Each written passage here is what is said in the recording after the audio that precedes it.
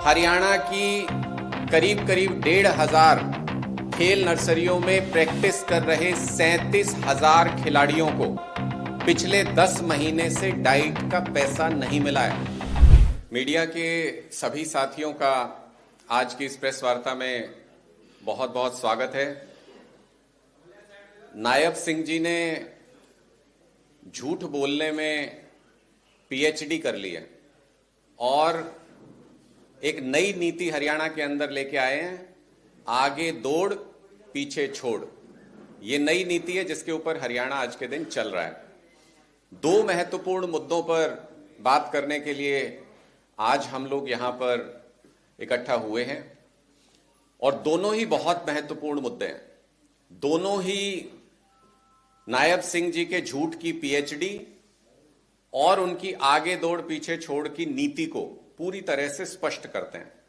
पहला मुद्दा, हरियाणा को कहा जाता है कि ये खेलों का प्रदेश है और आपने पिछले दिनों में ये देखा कि जिस प्रदेश के खिलाड़ी अपना पसीना बहाकर अपनी मेहनत से उनके माता पिता के पाई पाई जोड़ के जो कमाई की गई उसको खर्च करके ओलंपिक में और इंटरनेशनल खेलों में मेडल लेके आते हैं, वो खिलाड़ी हरियाणा के अंदर जर्जर मैदानों में किस तरीके से पोल गिरने से मारे गए। वो क्या कम था नायब सिंह जी कि हरियाणा के खिलाड़ी आपकी जर्जर खेल व्यवस्था के शिकार होकर मर रहे हैं, जो अब आपने हरियाणा के 37,000 खिलाड़ियों की डाइट का पैसा रोक दिया। मतलब पहले नायब सिंह जी के खराब खेल व्यवस्था के नीचे दब के खिलाड़ी मर रहे थे, अब नायब सिंह जी ने उनको भूखा मारने की नीति अपना ली कि इनको हम भूखा मारेंगे। मेडल तो बहुत दूर की बात है, मेडल कब लेके आएंगे। मैं ऐसा इसलिए कह रहा हूं कि हरियाणा सरकार जो पहले से काफी पहले से खेल नर्सरी चलाती है, जिसका पर्पस ये है कि नीचे के लेवल पे जो प्लेयर्स हैं वो खेल करके अच्छी डाइट लेके अच्छी ट्रेनिंग लेकर के वो इंटरनेशनल और नेशनल खेलों के अंदर कंपीट कर सकें। पिछले 10 महीने से हरियाणा की करीब करीब 1,500 खेल नर्सरियों में प्रैक्टिस कर रहे 37,000 खिलाड़ियों को पिछले 10 महीने से डाइट का पैसा नहीं मिला है। इन खेल नर्सरियों के अंदर जो कोच ट्रेनिंग देते हैं, पिछले 10 महीने से उनको उनकी तनख्वाह, उनका पैसा नहीं मिला है। तो आप मुझे बताइए कि ये खिलाड़ी अपनी डाइट का इंतजाम करें या खेल की तैयारी करें। और उसके बाद सिर्फ इतना नहीं, 10 महीने से ये पैसा तो इन खिलाड़ियों को मिला ही नहीं है। अब नायब सिंह जी कह रहे हैं कि फरवरी और मार्च में ये खेल नर्सरियां बंद रहेंगी। आपने कभी सुना है कि कोई खिलाड़ी 2 महीने की छुट्टियां काट के इंटरनेशनल मेडल की तैयारी कर रहा हो? क्या ये सोच सकते हैं कि कोई खिलाड़ी जो रोज सुबह उठ के, अर्ली मॉर्निंग उठ के, दिन के घंटों प्रयास करके अपने आप को खेल के लिए तैयार करता है, उसको सरकार ये कह रही है भाई 2 महीने छुट्टी ले लो, हम बजट नहीं देंगे। फरवरी और मार्च 2 महीने के लिए सारी खेल नर्सरियां हरियाणा प्रदेश की बंद रहेंगी।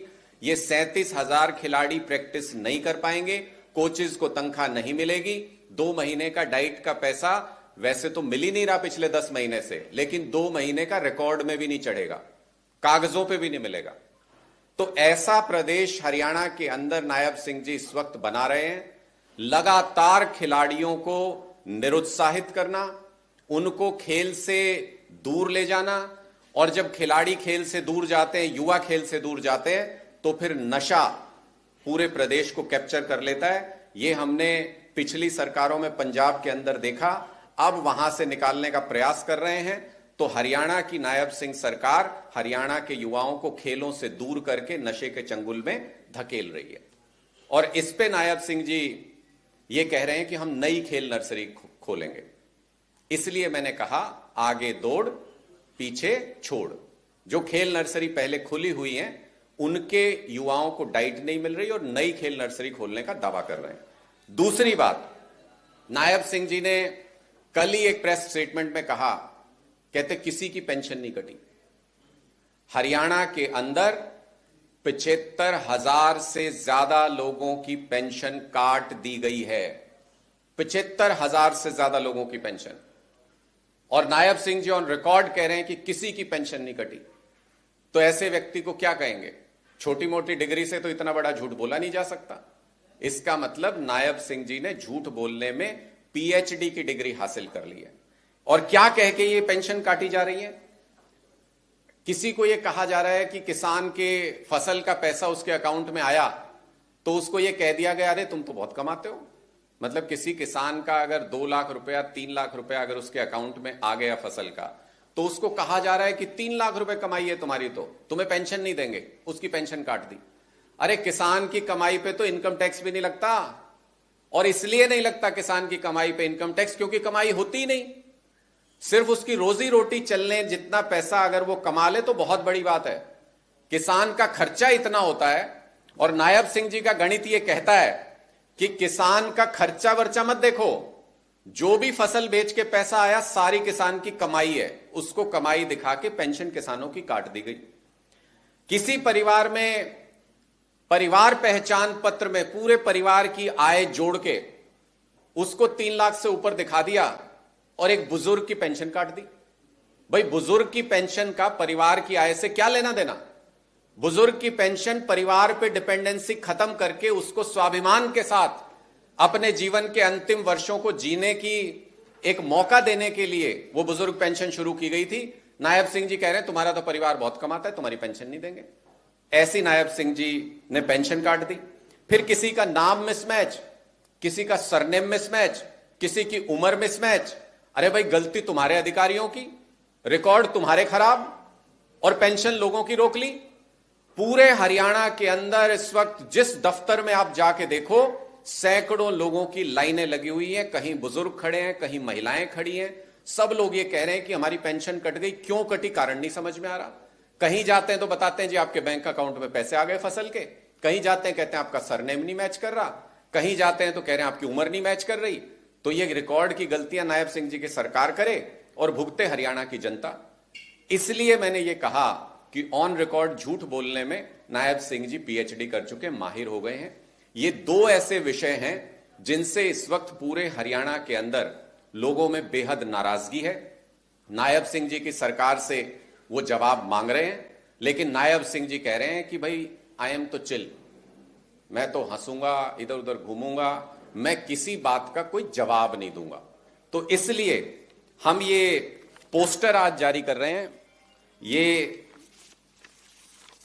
नायब सिंह जी चिल सीएम है, आई एम चिल। 75,000 लोगों की पेंशन कट जाए, नायब सिंह जी चिल। 37,000 खिलाड़ियों को डाइट का पैसा न मिले, नायब सिंह जी चिल। उनको अपने हंसी ठट्ठों से फुर्सत नहीं है। पूरी तरह से हरियाणा को बर्बादी की कगार तक नायब सिंह जी ले आए हैं। इसलिए मेरा उनसे अनुरोध है कि इससे पहले कि लोग सड़कों पर उतरें, उनके पुतले जलाने लगे। ये लोगों की मूलभूत समस्याएं हैं, इनकी तरफ उनको ध्यान देना चाहिए और इन पे उनको लगातार काम करना चाहिए। ऐसी हम नायब सिंह जी से उम्मीद करते हैं। और जो 60 करोड़ रुपया खिलाड़ियों की डाइट का उनकी सरकार ने रोका हुआ है, उसको वो तुरंत प्रभाव से जारी करें। किसानों की आय को, किसानों की जो फसल की बिक्री है उसको आय मानना बंद करें और सभी किसानों की पेंशन दोबारा से बहाल की जाए। ये 2 महत्वपूर्ण मुद्दों पे आज हम बात करना चाहते थे। इसके अलावा अगर कोई भी मुद्दा है, कोई सवाल है तो आप प्लीज पूछ सकते हैं।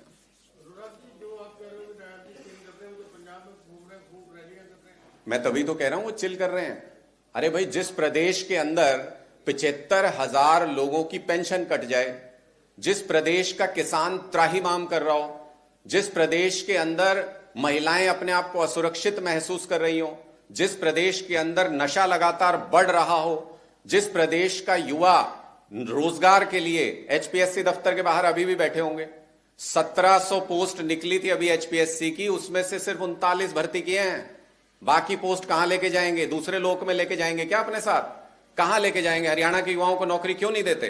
जब ये सारी समस्याएं किसी प्रदेश में हो और उसका मुख्यमंत्री इधर उधर घूम रहा हो या मस्खरे अंदाज में लोगों के सवालों के जवाब दे रहा हो, तो उसको क्या कहेंगे? उसका तो मतलब यही हुआ ना कि जाए भाड़ में सब कुछ, आई एम चिल। इसीलिए हमने ये कहा। लेकिन कानून व्यवस्था तो पंजाब में भी देख रहे हैं, आम आदमी पार्टी के सामने गोली मार दी। देखिए, पूरे देश में अगर आप कंपैरिजन करें, पंजाब लॉ एंड ऑर्डर के मामले में पूरे देश में दूसरे नंबर पे आता है, और हरियाणा असुरक्षा के नाम पे, नागरिक सुरक्षा के नाम पे पूरे देश के अंदर आखिरी पायदान पे आता है। ये एनसीआरबी का डेटा ऑन रिकॉर्ड है। इसलिए मैं ये कहूंगा कि कोई कंपैरिजन करना कहीं दूर दूर तक भी वाजिब नहीं है। हरियाणा के अंदर कानून व्यवस्था की स्थिति बहुत खराब है। दिन दहाड़े गोलीबारी, हत्या, दिन दहाड़े वहां पर फिरौती मांगना, ये बहुत आम बात हो गई, और महिलाओं के खिलाफ अपराध लगातार बढ़ रहे हैं। तो मुझे लगता है कि दूसरे पर पत्थर फेंकने का अधिकार उसको कतई नहीं, जिसके खुद के घर शीशे के हों। नायब सिंह जी को पहले हरियाणा के अंदर कानून व्यवस्था को दुरुस्त करना चाहिए। अभी कुछ दिन पहले एसवाई को लेकर दोनों मुख्यमंत्री एक साथ बैठे थे। पंजाब का टेक पहले बड़ा क्लियर था कि कुछ पानी नहीं दिया जाएगा। अब इतना बड़ा सेंसिटिव मुद्दा जो कि सुप्रीम कोर्ट से लेकर सेंटर की इंटरवेंशन के बाद जो है दोनों मुख्यमंत्री आते हैं और कहते हैं कि अधिकारी इसको रिजॉल्व करें। क्या समझते हैं? देखिए, मुझे लगता है कि इस मुद्दे के ऊपर बहुत बार हम लोगों ने चर्चा की है। एक ही कमी है इस मुद्दे के अंदर, जिसकी वजह से समाधान नहीं हो रहा है। आप समझ लीजिए, परिवार के दो भाइयों के बीच में झगड़ा हो और जब तक पिता बीच में नहीं बैठेगा तब तक समझौते के चांसेस नहीं होते हैं। और पिताजी जो हैं आजकल वो एप्स्टीन फाइल्स के दबाव में हैं, अमेरिका के सामने घुटने टेके हुए हैं, उनको अपनी मुसीबतों से छुटकारा नहीं मिल रहा। आप कहते हो जाके हरियाणा और पंजाब की समस्या सुलझाओ, तो भाई आप ये मोदी जी से गलत उम्मीद कर रहे हो। मोदी जी हरियाणा के अंदर रैली में बोल के गए थे कि पाकिस्तान का पानी रोक के पंजाब को, हरियाणा को, राजस्थान को दे दूंगा। वो पाकिस्तान पानी जा रहा है दुश्मन देश में, लेकिन हरियाणा के अंदर पानी नहीं देना चाहते मोदी जी। इसलिए ना वो किसी मीटिंग में आते, ना उनका इस मुद्दे पे कोई इंटरेस्ट। वहीं पे सुई अटकी हुई है। वो कहते हैं ना, वहीं पे कृपा अटकी हुई है, तो कृपा वहीं अटकी हुई है, मोदी जी से ही निकलेगी। फाइल का आपने सही नाम लिया। देश के कई ब्यूरोक्रेट्स के नाम आ रहे हैं उसमें, प्राइम मिनिस्टर का नाम उसमें आ रहा है, लेकिन सरकार के अंदर से कोई इस पे हलचल नहीं है, किसी तरीके का रिएक्शन नहीं है। देखिए, मुझे लगता है कि ये बहुत ही दुर्भाग्यपूर्ण बात है। एप्स्टीन, पहले तो ये समझिए कि एप्स्टीन कौन व्यक्ति है। वो एक ऐसा व्यक्ति है, एक ऐसा निर्दयी, एक ऐसा घटिया मानसिकता वाला व्यक्ति है जो छोटी बच्चियों के साथ कुकर्म के काम करने और तमाम जो पार्टियां अरेंज वो करता था उसमें शामिल है। उसकी जितनी भर्त्सना की जाए, मतलब कोई इंसान कहने लायक भी व्यक्ति नहीं है वो। मैं ये सोच के बहुत परेशान हो जाता हूं कई बार कि हमारे देश के प्रधानमंत्री, भारत के प्रधानमंत्री का किसी भी मायने में ऐसे किसी व्यक्ति के साथ नाम का जुड़ना जो बच्चियों के साथ कुकर्म का दोषी हो, जिसके ऊपर इतना बड़ा आपराधिक आरोप लगा, जो साबित भी हुआ, ऐसे किसी व्यक्ति के साथ प्रधानमंत्री जी का नाम जुड़े, ये बहुत ही दुर्भाग्यपूर्ण है। इस पे सरकार को स्पष्टीकरण देना चाहिए। लेकिन उसके एवज में क्या करते हैं? संजय सिंह जी ने सदन के अंदर पूछ लिया कि भाई एप्स्टीन फाइल के ऊपर कोई अपना जवाब दीजिए, बताए सरकार। तो संजय सिंह जी को ही प्रधानमंत्री खुद अपने मुंह से उनके ऊपर पर्सनल हमले, केजरीवाल जी के ऊपर पर्सनल हमले उन्होंने शुरू कर दिए। क्यों भाई? ऐसा क्या दर्द है? एप्स्टीन फाइल का नाम ले लिया तो क्यों इतने परेशान होते हो? इसी से पता चलता है कि जो कई अनसुलझी गुत्थियां हैं पिछले कुछ समय से, देश के लोगों को आज तक नहीं पता चला कि जब हम युद्ध जीत रहे थे पाकिस्तान के साथ तो हमने सीज फायर क्यों कर लिया। तब भी लोगों के मन में संदेह था कि ऐसा अमेरिका के पास क्या है कि वो वहां से ट्वीट करके अनाउंस करते हैं और यहां प्रधानमंत्री को वो बात माननी पड़ जाती है। अब जब ये ट्रेड डील हुई है, देश के लोगों के मन में फिर से यही है, अरे कोई भारत का तेल मंत्री कोई ट्रंप थोड़ी है जो वो वहां से आदेश दे देगा कि हम रशिया से तेल नहीं खरीदेंगे। ये काम मोदी जी का है। अगर ये ट्रंप अनाउंस करे, और आज भी जो समझौते का जो मसौदा आया है सामने, उसमें भारत के किसानों को शिकारी चंगुल में फेंक दिया है पूरी तरह से भारत की सरकार ने, मोदी जी ने। वो स्पष्ट तौर पे उसमें नजर आता है। उसमें साफ लिखा गया है सारी टैरिफ की शर्तें हमने अमेरिका की मान ली, उनके सारे प्रोडक्ट्स के लिए हमने टैरिफ जीरो कर दिया, उनके लिए हमने कृषि क्षेत्र तक खोल दिया, हमारे किसान को बर्बाद कर दिया। इतने सालों से, आजादी से लेकर अभी तक किसी पार्टी की सरकार रही हो, हमने हमेशा अपने किसानों को बचाया, क्योंकि भारत में किसानी ये कोई व्यवसाय नहीं है। छोटे छोटे किसान है, 1-1, 2-2 एकड़ के किसान है। उनके प्रोडक्ट्स को अगर बड़ी बड़ी मल्टीनेशनल कंपनियों के प्रोडक्ट से कंपेयर करना पड़ेगा तो वो तो खत्म, वो तो मर जाएगा। तो इसका मतलब मोदी जी की कोई ना कोई कमजोरी यूएस के हाथ में है, जिसके जरिए वो कॉम्प्रोमाइज हो गए हैं। हम ये बहुत गंभीरता से ये आरोप लगा रहे हैं। देश को इस विषय में चिंतन करना चाहिए। लोग इस बारे में सोच रहे हैं कि अमेरिका के दबाव में देश के प्रधानमंत्री काम कर रहे हैं। आपने कहा कि क्राइम में हरियाणा के हालात बेकार है, पंजाब अच्छा है। ये जो बुढ़ापा पेंशन है, अगर हरियाणा पंजाब को कंपेयर करें, पंजाब में कितनी पेंशन है, हरियाणा पंजाब में किसकी बुढ़ापा पेंशन उनका बेहतर मानते हैं, पंजाब में कितना का क्राइटेरिया के लिए सैलरी होनी चाहिए सालाना? देखिए, मुझे लगता है कि अगर आप ओवरऑल किसी भी योजना में, मैं कहता हूं कि अगर आप कंपैरिजन करें, किसी भी योजना में अगर आप कंपैरिजन करें, मेरे पास रेडी डाटा नहीं होगा अभी, तो नंबर शायद मैं आपके साथ शेयर नहीं कर पाऊंगा, लेकिन किसी भी योजना में आप कंपेयर करें, किसानों के किसी भी उत्पाद के रेट में अगर आप कंपैरिजन करें, मेडिकल सुविधाएं लोगों को देने में अगर आप कंपैरिजन करें, किसी भी एक योजना को उठा लीजिए और कंपैरिजन कर लीजिए, पंजाब के आंकड़े हरियाणा से कहीं बेहतर हैं। बुढ़ापा पेंशन, मैं वही कह रहा हूं, मेरे पास एग्जैक्ट नंबर्स अभी नहीं है। ये नंबर मैं आपको भेज दूंगा कि कितने लोगों को मिलती है और कितनी मिलती। अच्छा, मुझे ये बताओ, चलो मैं आपसे सवाल कर लेता हूं और जवाब भी दे देता हूं, उसी सवाल में मेरा जवाब भी शामिल है। हरियाणा के अंदर अगर कोई बुजुर्ग बीमार हो जाए, उसका खर्चा कितना आएगा अस्पताल में? पंजाब के अंदर 0 आता है। हरियाणा के अंदर किसी बुजुर्ग के घर का बिजली का बिल कितना आता है? पंजाब के अंदर 0 आता है। हरियाणा के अंदर किसी महिला को अगर बस में ट्रेवल करना हो तो ट्रेवल का खर्चा आता है, पंजाब में ये खर्चा 0 है। मैं उसी पे आ रहा हूं। किसी बुजुर्ग को स्वाभिमान के साथ अपना जीवन जीने के लिए जो खर्चे करने पड़ते हैं, उन सारे खर्चों के पैरामीटर पर पंजाब के अंदर लगभग 0 खर्चा उनका है। और हरियाणा के अंदर महंगाई इस वक्त चरम पे है, आम आदमी के खर्चे चरम पे हैं। तो ऐसे में अगर आप कंपैरिजन करेंगे दोनों प्रदेशों का, अगर आप नंबर्स मुझसे कहेंगे तो मैं आपको नंबर्स अलग से भेज दूंगा।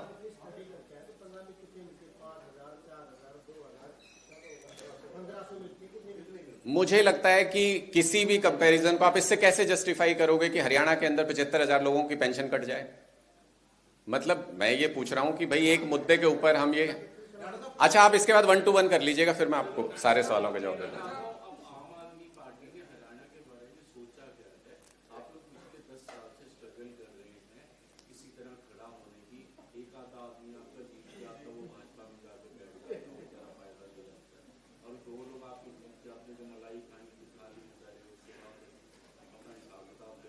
देखिए, मुझे लगता है कि 2 चीजें बहुत स्पष्ट हैं कि 2 चीजें, हाँ जी, 2 चीजें बहुत स्पष्ट हैं कि हरियाणा के अंदर अभी 5 साल सरकार चलाने की जिम्मेदारी भारतीय जनता पार्टी के पास है। तो 5 साल हरियाणा में क्या करना है, यह सोचना भारतीय जनता पार्टी का काम है। अभी हरियाणा के लोगों ने 5 साल के लिए विपक्ष का मैंडेट कांग्रेस पार्टी को दिया है। तो हरियाणा में सरकार जब काम ना करे तो वो मुद्दे उठाने की जिम्मेदारी कांग्रेस पार्टी की है। आज मैं आपके बीच में बैठ के 2 महत्वपूर्ण मुद्दों के ऊपर बात कर रहा हूं। कांग्रेस पार्टी सारे लोगों के कंसर्न के जो मुद्दे हैं उन पे साइलेंट बैठी रहती है। यहीं से वो स्पेस निकलता है जो आपने मुझसे सवाल पूछा कि आम आदमी पार्टी की क्या योजना है। हरियाणा के लोग तीसरी ताकत की तरफ देख रहे हैं। हरियाणा के लोग थर्ड ऑप्शन तलाश रहे हैं। हमारा काम ग्राउंड के ऊपर काम करके उस थर्ड ऑप्शन को बनना है कि हम वो थर्ड ऑप्शन बने, लोगों के सामने वो एक मैसेज रखें कि अगर आप कांग्रेस और बीजेपी दोनों से परेशान हैं तो आपके पास तीसरा ऑप्शन भी मौजूद है। हम वो ऑप्शन बनने की संघर्ष कर रहे हैं, हम वो लड़ाई लड़ रहे हैं और ग्राउंड पे करते रहेंगे।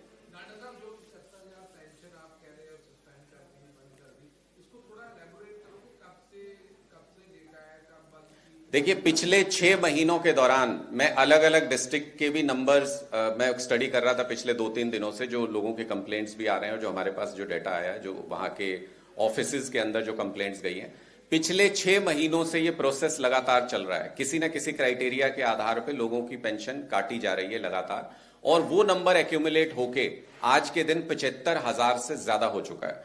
तो इस स्थिति में अगर उसमें करेक्शन इमीडिएटली नहीं किया जाएगा तो कोई बड़ी बात नहीं है कि ये नंबर आने वाले दिनों में और ज्यादा बढ़ेगा और 1 लाख से ज्यादा लोगों की पेंशन मिसमैच के आधार पे, उनकी इनकम के आधार पे, परिवार की इनकम के आधार पे ये सब बहाने बना के काटी जा रही है, जिसकी वजह से बहुत अनरेस्ट, और लोग जा रहे हैं डिस्ट्रिक्ट के ऑफिसेज में करेक्शन कराने के लिए जा रहे हैं, पर उनको कोई जवाब वहां से सरकार से मिल नहीं रहा। मुझे लगता है कि सरकार ने एक तरीका ढूंढ लिया है कि हमको लोगों के ऊपर बजट वेस्ट नहीं करना है, हमको लोगों के ऊपर खर्च नहीं करना है। तो इसलिए जब आप देखेंगे कि महिलाओं के लिए योजना हरियाणा सरकार लागू करती है, लेकिन आज तक भी किसी ने ऑन रिकॉर्ड अगर आपको यह बताया हो कि कितनी महिलाओं को महिला सम्मान निधि दी जा रही है, तो आप मुझे बताइए। तो ये सारे के सारे ये तरीके हैं, उनके इतने क्राइटेरिया रख दिए कि उसमें से छन छन के, मैं एक इंटरव्यू सुन रहा था नायब सिंह जी का, कह रहे थे कि हर महीने 2-3 हजार महिलाएं ऐड हो रही हैं उसमें। तो भाई इस स्पीड से तो फिर 300-400 साल लग जाएंगे हरियाणा की सभी महिलाओं को महिला सम्मान निधि मिलने में। ये सरकार के सोचे समझे तरीके हैं। जितनी भी सोशल स्कीम्स हैं जिनसे लोगों को राहत मिलती है, उन स्कीम्स के बजट को धीरे धीरे धीरे धीरे खत्म किया जा रहा है, कोई ना कोई क्राइटेरिया बना के उनको उससे बाहर किया जा रहा है। क्यों? क्योंकि हरियाणा का फाइनेंस इनसे संभल नहीं रहा है, हरियाणा के रेवेन्यूज इंक्रीज करने में ये लोग कामयाब नहीं हो रहे हैं।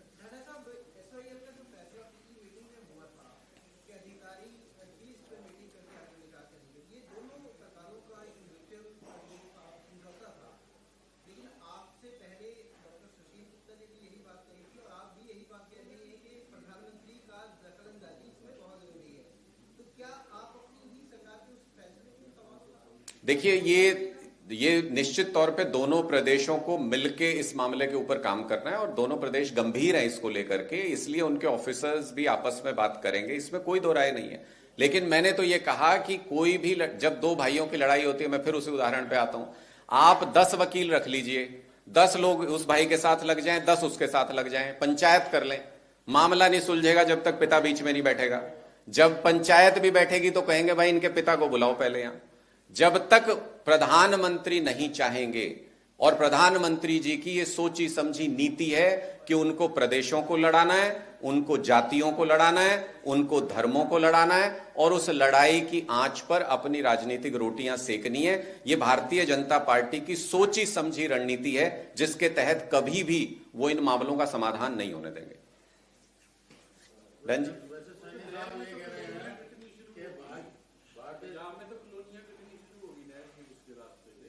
मुझे जानकारी नहीं है, आप बता रहे हैं।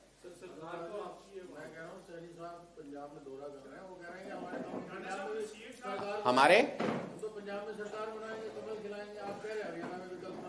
मैंने इसीलिए आज की प्रेस कॉन्फ्रेंस जब मैंने शुरू की, आपने वो कहावत सुनी है, घर में नहीं दाने, नायब सिंह जी के साथ वही काम है कि उनसे घर नहीं संभल रहा है और वो इधर उधर घूम रहे हैं। ये हरियाणा के लोगों के लिए बहुत दुर्भाग्यपूर्ण है कि उनके मुख्यमंत्री को उनकी चिंता नहीं है, उनके मुद्दों के लिए उनके पास समय नहीं है। रात को 1:30 बजे बताते हैं कि लोगों से मिलता हूं मैं, वीडियो उसके जारी करवाते हैं, और महिलाएं सरेआम दफ्तरों पे खड़े खड़े ये कह रही हैं कि हमने तो 10 बार पूछ लिया, हमसे मिल लो, हमारी पेंशन काटती, हमें पैसा नहीं मिल रहा। खिलाड़ी जिसकी मौत हो गई, 2 खिलाड़ियों की मौत हुई बास्केटबॉल पोल के नीचे, आपने पता किया कि मुख्यमंत्री उनसे कब मिले या नहीं मिले? आपने कभी जाना? अरे अगर हमारे देश के, हमारे प्रदेश के नेशनल खिलाड़ियों के से मिलने का, जिनकी मौत हो जाए उनके परिवार से मिलने का अगर मुख्यमंत्री के पास समय नहीं है, तो रात को 1:30 बजे लोगों से मिलने की नौटंकी काम नहीं आएगी। ये सरासर साफ दिखाता है कि नायब सिंह जी गंभीर नहीं है। डन?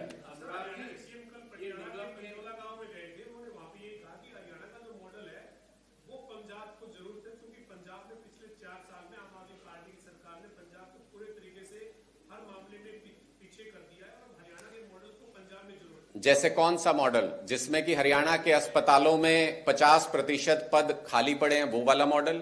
जिसमें हरियाणा के युवाओं के 1700 पद निकलते हैं और उसमें से 39 भर्ती होती हैं, वो वाला मॉडल? जिसमें यह माना जाता है कि हरियाणा का युवा सिर्फ C और D ग्रुप की नौकरी करने के लिए बना है, वो वाला मॉडल? जिसमें HPSC के चेयरपर्सन ये कहते हैं कि हरियाणा के युवाओं के अंदर कैलिबर नहीं है, वो वाला मॉडल?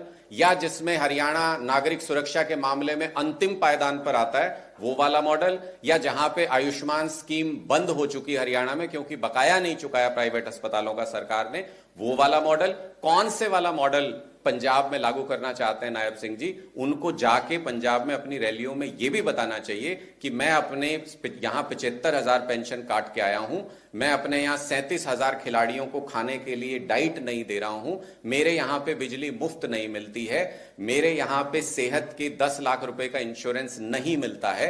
जब वो जाके पंजाब के लोगों को ये बताएंगे तो पंजाब के लोग उनको ये कहेंगे, जा बाबा पहले अपना घर संभाल ले, बाद में बाहर आइए। पार्लियामेंट के बाद जो इंसिडेंट हुआ उसे पंजाबियत के साथ हाँ जी, मेरे ख्याल से वो बता चुके हैं, अनाउंस किया था सुशील जी ने, वो लड़ेंगे सब जगह पे लड़ेंगे। पार्लियामेंट के बाद इंसिडेंट हुआ राहुल गांधी के साथ रणवीर की मृत्यु का, इस तरीके से पंजाबियत और तमाम धर्म के साथ इसको जोड़ा जा रहा है। देखिए, क्या आपको ये नहीं लगता है कि जब भी कोई गंभीर विषय देश के सामने आता है तब राहुल गांधी जी उसको डाइवर्ट करने के लिए बहाने ढूंढते हैं? आज एप्स्टीन फाइल पे सब एकजुट होकर के सवाल पूछने की बजाय, जब पूरा देश ये जानना चाहता है कि एप्स्टीन से मोदी जी का क्या रिश्ता है, ऐसे समय पे राहुल गांधी जी लगातार बहस को डाइवर्ट करने का प्रयास करते हैं। कभी वो किताब लेकर के आते हैं कि देखिए इसमें चाइना के बॉर्डर का जिक्र है, ताकि आज उस पर चर्चा हो, इस पे 10 दिन बाद भी चर्चा हो सकती थी, इस पे 20 दिन बाद भी चर्चा हो सकती थी।